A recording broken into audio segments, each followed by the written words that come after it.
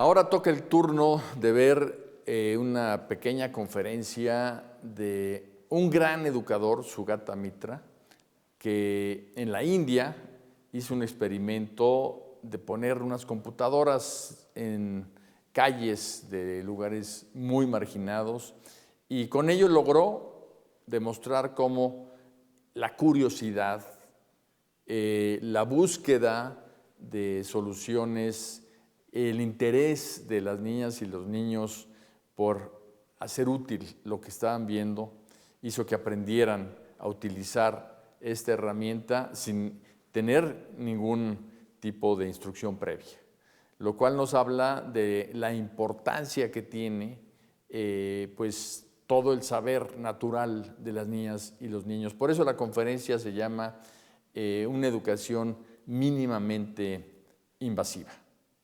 Disfrutémoslo.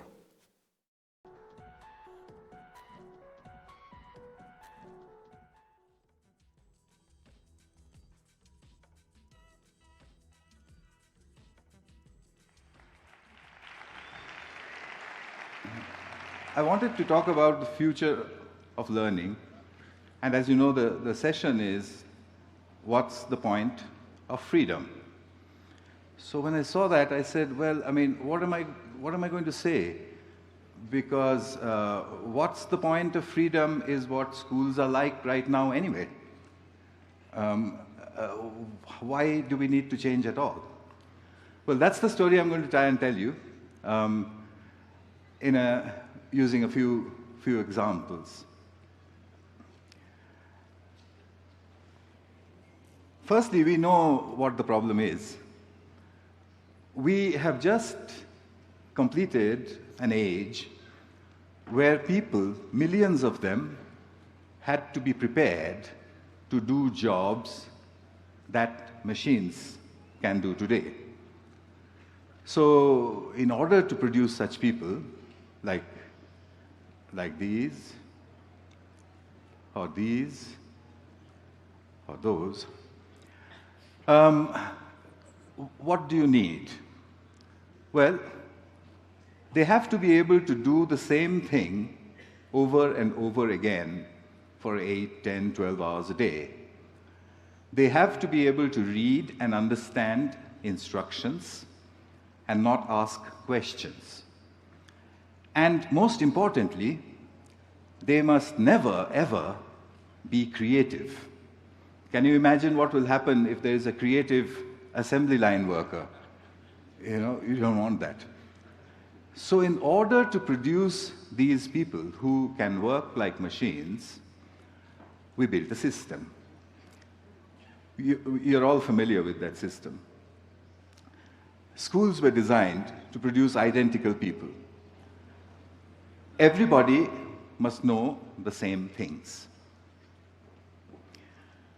That's what it all looks like. We are all products of that system.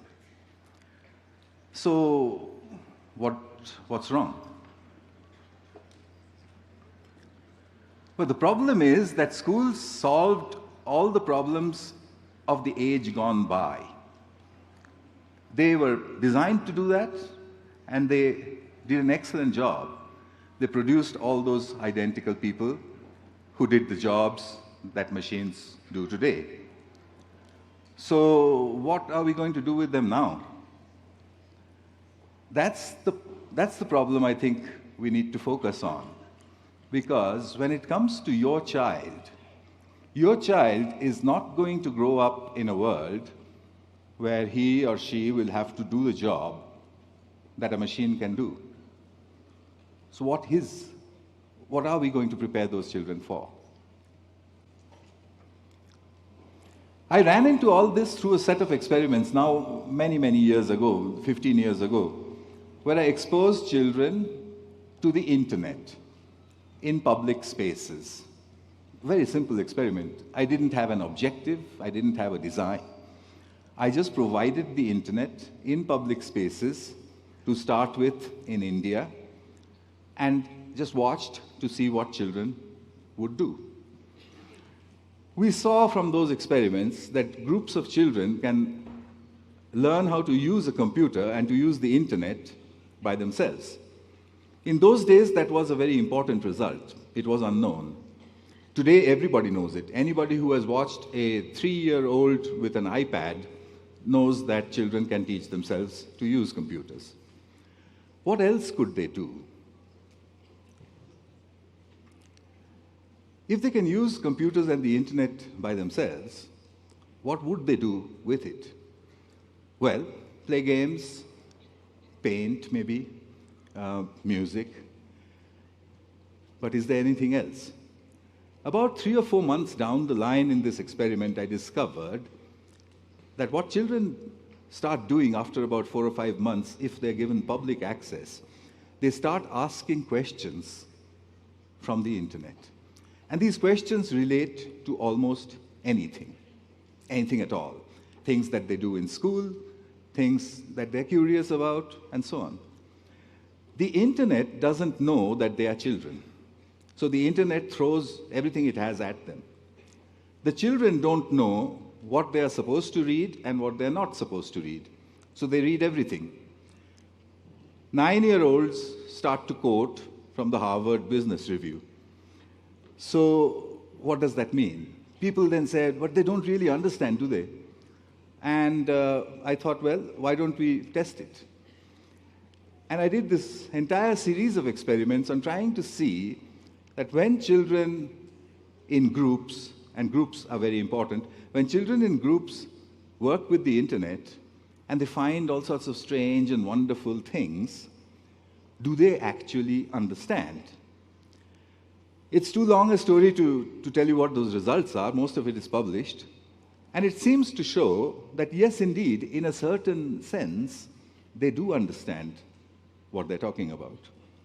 So if that is the case, what does that mean for education? So you'll find lots of the, my work, other people's work on the internet showing or measuring this effect with children and the internet.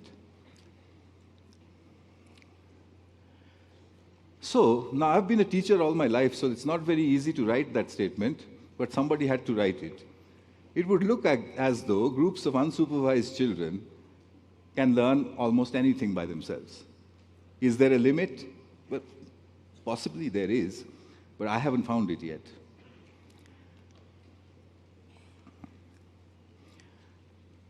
In England, in the schools of a city called Gateshead, I created what are called self-organized learning environments. How do they work? Well, you take a few computers, take about maybe 5 computers with big screens. Take 20 children and let them into that room. So in the Western world, the first question the children ask, where are all the other computers? To which I would say, well, they're not there. So you don't have to tell them that they need to make groups. They will anyway, if there are 5 computers and 20 children. And then you ask them a question. And you say, I've always wondered if this is true. I tried this this morning from my hotel's business center. I connected with a school in a Mexican city quite far away from here. And I worked with 11-year-olds. And I asked them the question, can trees communicate? And they said, no. So I said, well, how about if I give you about 20 minutes? And you come back to me and tell me, are you absolutely convinced that trees cannot communicate? After 20 minutes, they came back and said, no, they can. They can communicate with each other. And if they can communicate with each other, and this time they were asking me, do they have a brain? And I said, I don't know. It's strange to think that trees might have brains. And would you like to find out? And then they got to working again. That's the spirit of how these self-organized learning environments work. You can direct them towards curriculum, or you can direct them towards interesting, big questions. The questions have to be big, otherwise children don't engage. Our educational system, unfortunately, is built or designed backwards. When you get into a class and the teacher says, I'm going to teach you trigonometry, she doesn't say what for. So if you are a child and you're sitting there and you are likely to think to yourself, why are you doing this to me? Do it to somebody else. But on the other hand, and I have done this once in China, if you were to walk into the same classroom and say, well, how is it that every iPhone knows where it is? So the Chinese children said, what do you mean? I said, your iPhone, you say my location, and it tells you where it is. How does it know that? So they got to working on their few computers, came back after a while and said, GPS. So I said, what's that? So they said, there are satellites, and the satellites tell the phone where it is. And I said, how many? And they said, 3, at least. So I said, what's this with 3? And then after another 5 minutes or so, they came around and said, there's a subject called trigonometry.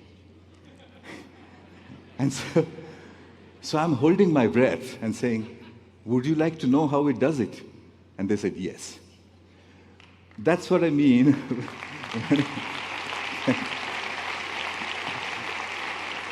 Thank you.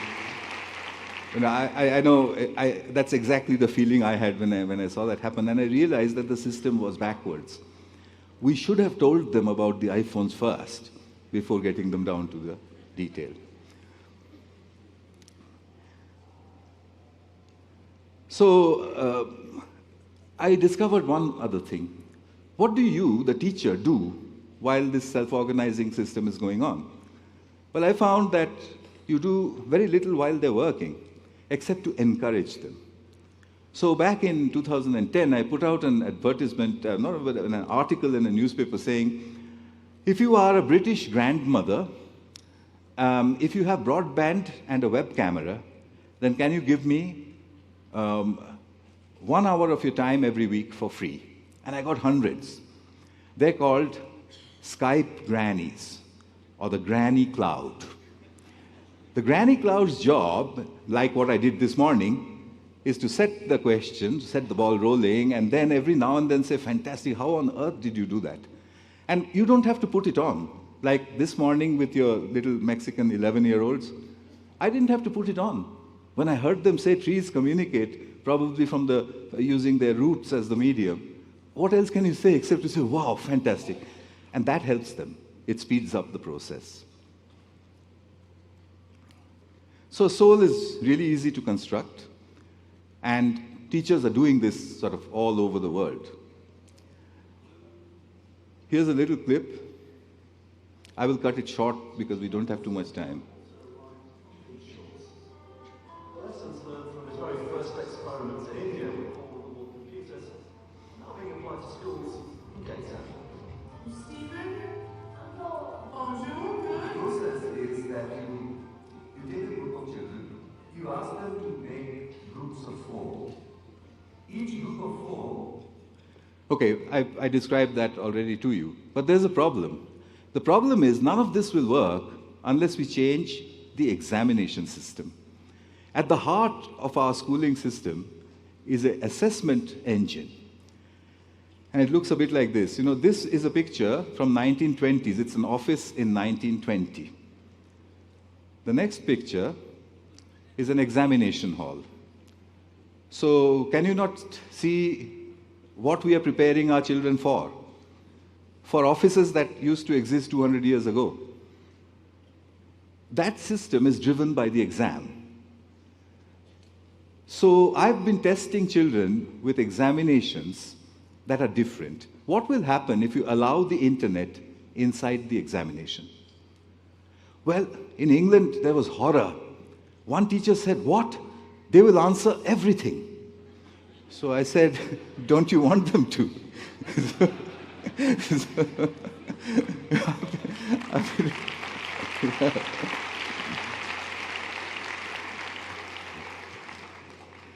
So if we have to prepare our children for a world that looks like that, their exams have to look like this. It's easy enough to do. Somebody has to just do it, you know. I'm sure students here will appreciate if their exam looked like that. I've been experimenting with what's called the School in the Cloud. The School in the Cloud is a facility where children can explore their innate curiosities. How do they do that? Using the big questions, using the groups, using all of that stuff which we learned for the last 16 years. And finally, we need to assess them. I don't know what that mechanism of assessment is going to be, but I know that the internet is going to play an incredibly important role inside that assessment system.